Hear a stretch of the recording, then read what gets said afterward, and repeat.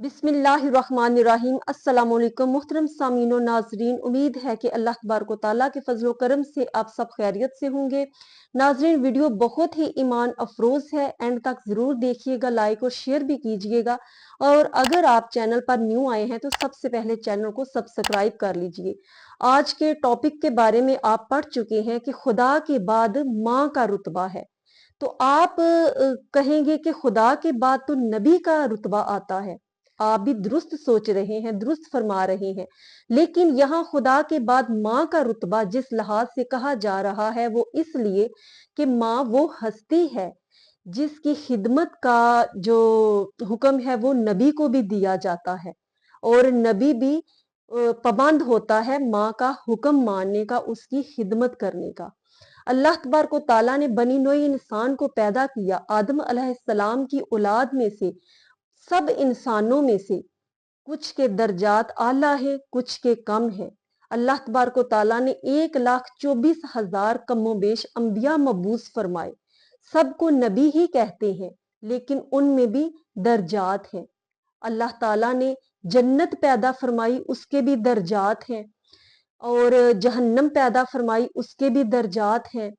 इसी तरह फरिश्ते बहुत ज्यादा हैं जिनकी तादाद हम नहीं जान सकते, उनमें भी दर्जात है।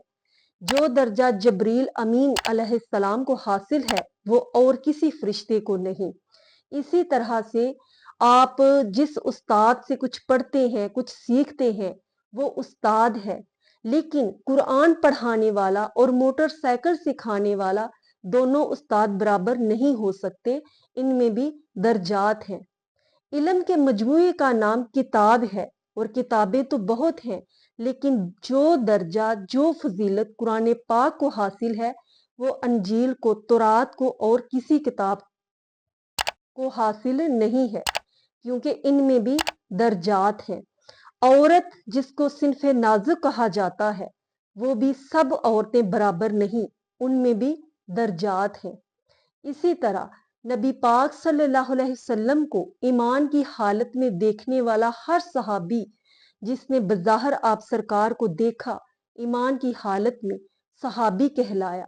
लेकिन सहाबा में भी दर्जात हैं। इसी तरह हर माँ जो बच्चे को जन्म देती है वो माँ कहलाती है, लेकिन एक वो माँ है जो कि बच्चों को छोड़कर किसी आशना के साथ भी फरार हो जाती है। आपने अक्सर इस तरह के वाकयात सुन रखे होंगे। और एक वो माँ भी है जो कि अपनी ख्वाहिशात का गला घोंट कर ससुराल वालों की नाजेबा बातें सुनने के बावजूद तलख हालात से गुजर कर अपने बच्चों को पालती है, पोसती है, उनकी जिंदगी के लिए अपनी ख्वाहिशात को दबा देती है।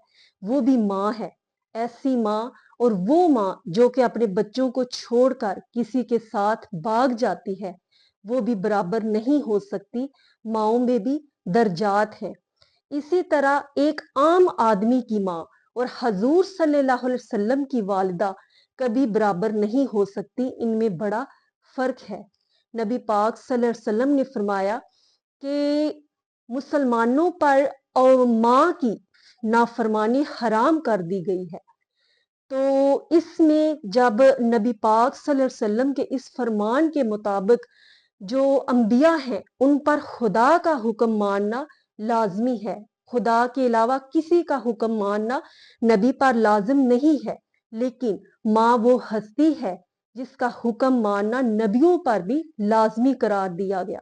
इसकी मिसाल नबी पाक सल्लल्लाहु अलैहि वसल्लम की इस हदीस में मिलती है कि अल्लामा जलालुद्दीन सयूती रहमतुल्लाह अलैह ने इसको नकल किया है कि नबी पाक सल्लल्लाहु अलैहि वसल्लम ने फरमाया कि लोगों, मैं इशा की नमाज पढ़ा रहा होता और सूरह फातिहा पढ़ चुकता और मेरी माँ मुझे आवाज देती, तो लोगों मैं नमाज छोड़कर पहले अपनी माँ की बात सुनता, उसके बाद नमाज की तरफ आता।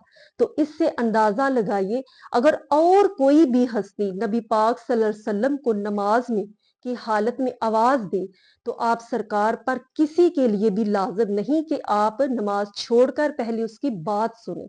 ये सिर्फ माँ को वो मुकाम हासिल है जिसके बारे में आप सरकार ने फरमाया कि मैं नमाज छोड़कर पहले माँ की बात सुनता और फिर नमाज की तरफ आता।